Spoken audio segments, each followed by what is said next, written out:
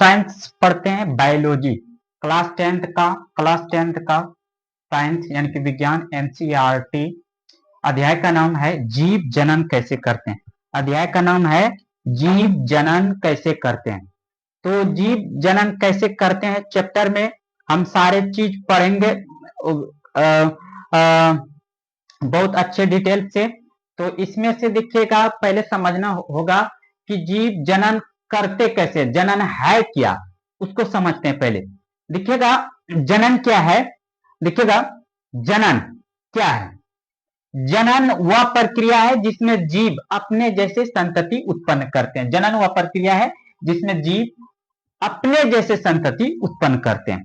देखिए जीव जो है ना, कोई जीव वो जो है ना संतति जो उत्पन्न करते हैं अपने जैसे करते हैं।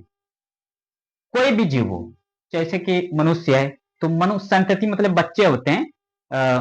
तो मनुष्य जो है, मनुष्य का संतति मनुष्य के आकार का होगा, उसके ढांचे के आकार का, उसके बिहेव उसी तरह मानव के तरह बिहेव करेगा। कुत्ते का संतति यानी कि बच्चे कुत्ते जैसा होगा, उसका आकार संरचना उसी तरह बिहेव। तो उसी तरह से बच्चे जब जन्म देते हैं ना, वही क्या कहलाते हैं, जनन कहलाते हैं। क्या कहलाते हैं, जनन। बहुत एकदम आसान शब्दों में समझना है, एकदम अपने से याद हो जाएगा, इसमें से कुछ भी रटना नहीं है। जनन वह प्रक्रिया है जिसमें जीव अपने जैसे संतति उत्पन्न करते हैं, मतलब अपने जैसे बच्चे उत्पन्न करते हैं। ठीक है, अब देखिए जनन। जनन देखिए मुख्यतः दो प्रकार के होते हैं, एक होता है लैंगिक जनन, एक होता है लैंगिक जनन। कौन जनन, लैंगिक जनन, और होता है एक अलैंगिक जनन। ठीक है, लैंगिक जनन और अलैंगिक जनन एकदम बढ़िया से समझिए, कोई दिक्कत नहीं होगा। देखिएगा वह जनन जिसमें नर और मादा मिलकर संतति का निर्माण करते हैं लैंगिक जनन कहलाता है।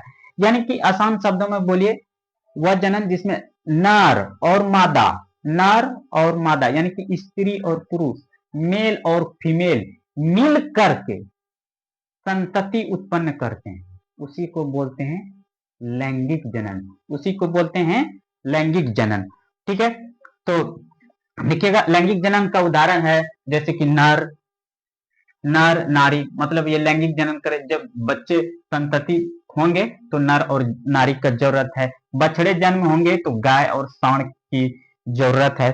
उसी तरह से कुत्ते अपने जैसे संतति उत्पन्न करेंगे तो कुत्ते और कुतियों का जरूरत है।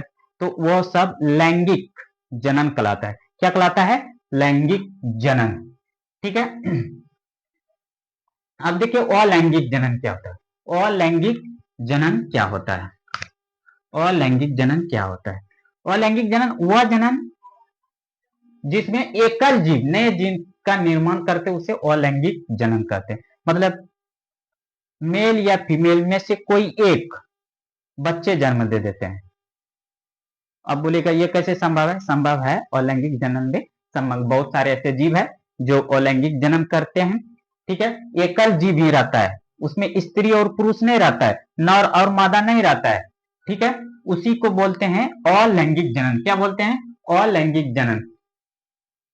देखिएगा अलैंगिक जनन कौन कौन करता है, ये अमीबा, इसमें अलैंगिक जनन होता है, मतलब कोई एक स्त्री या पुरुष, मतलब अमीबा अलैंगिक जनन करता है। ठीक है, हाइड्रा, लेशमानिया, प्लाज्मोडियम इत्यादि, बहुत सारे और भी जीव है जो अलैंगिक जनन करते हैं, मतलब उसको युग्मनज बनाने की कोई आवश्यकता ही नहीं है। ठीक है, अब देखिए अलैंगिक जनन की विधियां क्या है। अलैंगिक जनन की विधि है, अलैंगिक जनन की विधि लगभग 5-6 होते हैं, 6। एक होता है विखंडन, ठीक है, एक होता है पुनरुद्भवन जिसको पुनर्जनन भी बोल सकते हैं, एक पुनरुद्भवन जिसको पुनर्जनन भी बोल सकते हैं। एक होता है मुकुलन, एक होता है मुकुलन, एक होता है कायिक प्रवर्धन और एक होता है बीजाणु समासंग। ये अलैंगिक जनन की विधियां, इतना सारे अलैंगिक जनन का क्या है, विधियां है। ये सभी विधियों के बारे में एक एक करके आगे पढ़ते हैं।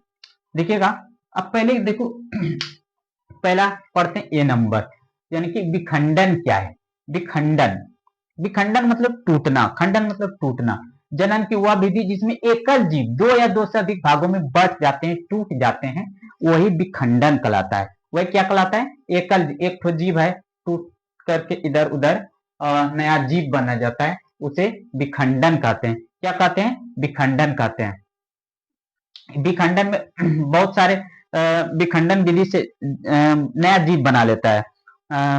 जैसे कि बहुत सारे चीज, जैसे कि ये होता है अमीबा, इसमें जो है विखंडन विधि टूट करके एक अमीबा का आकार ऐसे रहता है, ये एक कोशिकीय जीव होता है। फिर ये क्या करता है, ये धीरे धीरे धीरे धीरे धीरे दो ठो में ऐसे बढ़ जाएगा, फिर इस जगह से टूट जाएगा, अलग बन जाएगा। ठीक है, तो वही विखंडन कहलाता है। ये दो प्रकार के होते हैं विखंडन, दो प्रकार, एक द्विखंडन, दो ठो भागों में बढ़ जाएगा, एक होता है बहुखंडन, एक होता है बहुखंडन। द्विखंडन, एक होता है बहुखंडन। तो देखिएगा द्विखंडन और बहुखंडन। द्विखंडन इसमें एक कोशिकीय जीव दो कोशिका में विभाजित हो जाता है, जैसे कि अमीबा, अमीबा लेशमानिया, ये जो है ना, जैसे कि अभी अमीबा बताए, अमीबा का कोई आकार नहीं होता है, एकदम जैसे मन तैसे होता है। फिर ये इस तरह से धीरे धीरे धीरे एक केंद्रक से धीरे धीरे यहाँ पे दूसरा केंद्रक बन जाएगा और ये टूट जाएगा दो भागों में और नया जीव हो जाएगा। यही फिर ये नया जीव हो जाएगा दोनों। ठीक है, लेशमानिया। अब दिखेगा बहुखंडन किसको कहते हैं? बहुखंडन, इसमें जीव, इसमें जो है ना जीव बहुत सारे कोशिकाओं में विभाजित हो जाते हैं। इसमें क्या हो जाते हैं? बहुत, जैसे प्लाज्मोडियम, प्लाज्मोडियम है ना, ये जो है ना इस तरह का आकार का, आपके एनसीईआरटी बुक में इसका तस्वीर दिया, फिगर दिया, आप देख लीजिएगा। ये जो है ना जब ये जनन मतलब संतति उत्पन्न करते हैं ना, तो क्या करते हैं, बहुत सारे टुकड़ों में ये बट करके विभाजित हो जाते हैं और ये सब नया जीव बन जाते हैं, ये सब नया जीव बन जाते हैं। इसी को कहते हैं बहुखंडन। ठीक है, अब इसको बहुत अच्छे से समझ लिए। अब चलते हैं, क्या पढ़ेंगे? पुनरुद्ध भवन। क्या पढ़ेंगे? बी नंबर, पुनरुद्ध भवन। देखिए पुनरुद्ध भवन, पुनरुद्ध भवन क्या है? वह प्रकरण जिसमें जीव कुछ टुकड़ों में टूट जाते हैं और प्रत्येक टुकड़ा नए जीव को विकसित करते हैं। प्रत्येक टुकड़ा क्या करते हैं? नए जीव को विकसित करते हैं। जैसे कि प्लेनेरिया, हाइड्रा, ये जो जीव है, ये जीव ये कुछ टुकड़ों में टूट जाते हैं और टूटने के बाद ये क्या होता है, ये फिर से एक जीव अलग विकसित कर लेता है। ठीक है, अब देखिए मुकुलन, मुकुल या बड द्वारा नए जीव का बनना मुकुलन कहलाता है। मुकुल या बड, बड देखिए किसको क्या कहते, ये देखिए हाइड्रा है, इसको देख लीजिए, ये जब इसमें जनन होते हैं, मतलब नए जीव उत्पन्न करने को होते हैं ना, तो क्या करते हैं, इधर से कुछ आप देख लीजिएगा कि इस तरह से एक कली फेंक देते हैं, कली, बड कहते हैं मतलब कली। ठीक है, तो वो फेंक देते हैं। फिर ये क्या होता है, यहाँ पे फेंक दिया, फिर ये क्या होगा, धीरे धीरे यही कली एक पूर्ण विकसित इसका बॉडी बन जाता है, बॉडी स्ट्रक्चर। और क्या होता है, इस जगह से वो धीरे धीरे इसको ये टूट जाने के बाद फिर ये नया इसी तरह से हाइड्रा बगल में बन जाए, यही होता है मुकुल, मुकुलन। ठीक है, अब देखिए कायिक प्रवर्धन।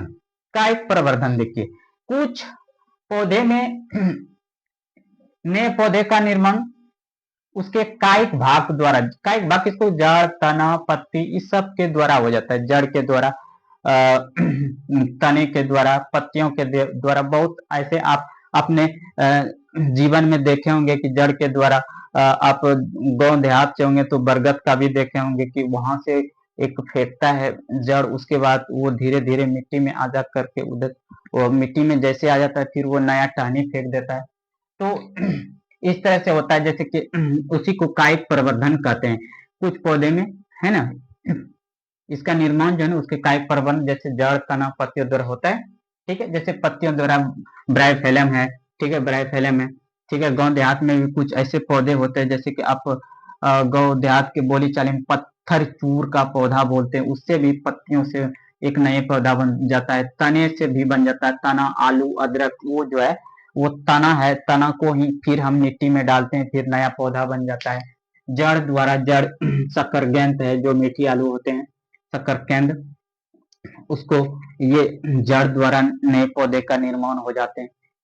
तो इस सब में कुछ भी लैंगिक जनन यानी कि नर और मादा की जरूरत नहीं है। एक और बच्चा है, उसको भी देख लेते हैं, बीजाणु समासंग। बीजाणु समासंग में क्या होता है, देखिए कुछ जीव तंतुओं के सिरे पर बीजाणु धानु बनते हैं। ये देखिए ये तंतु है ना, ये तंतु, इसके सिरे पे एक बीजाणु धानु है। ठीक है, बीजाणु धानु होते हैं, बीजाणु गोल संरचना के होते हैं। अंत में जो बीजाणु होते हैं वो गोल संरचना के होती है, वो एक मोटी भित्ति से रक्षित, और इसमें जो बीज रहते हैं ना, बीज बीज इसमें बीज रहते हैं, क्या रहते हैं, बीज, और ये मोटी मोटी भित्ति से रक्षित रहते हैं, मतलब रक्षा करता है इसका। ठीक है, अनुकूल परिस्थिति आने पर ये बीज वृद्धि करने लगता है। जब परिस्थिति, जब इसका आता है अनुकूल परिस्थिति, यही इसी में से बीज जो है, ये बीज क्या करते हैं, वृद्धि करने लगते हैं, वृद्धि करने लगते हैं। अनुकूल परिस्थिति, अनुकूल परिस्थिति मतलब जब इसके जन्म लेने का, मतलब इसके जीव होने का समय आता है, इसके अनुसार सीजन आ जाता है, इसके अनुसार मौसम आ जाता है, तो ये अनुकूल परिस्थिति में क्या कर देते हैं, इससे जीव बीजाणु, यही बीजाणु वृद्धि करके नया जीव बना दे। ये राइजोपस है, राइजोपस, ये राइजोपस आप लोगों के यानी कि जीवन में कहीं पे मिला होगा। ये अधिकतर बहियारों में रहते हैं। ठीक है, आप इसको देखे होंगे, राइजोपस में वृद्धि ऐसे होता है। ठीक है, ये था बीजाणु समासंग।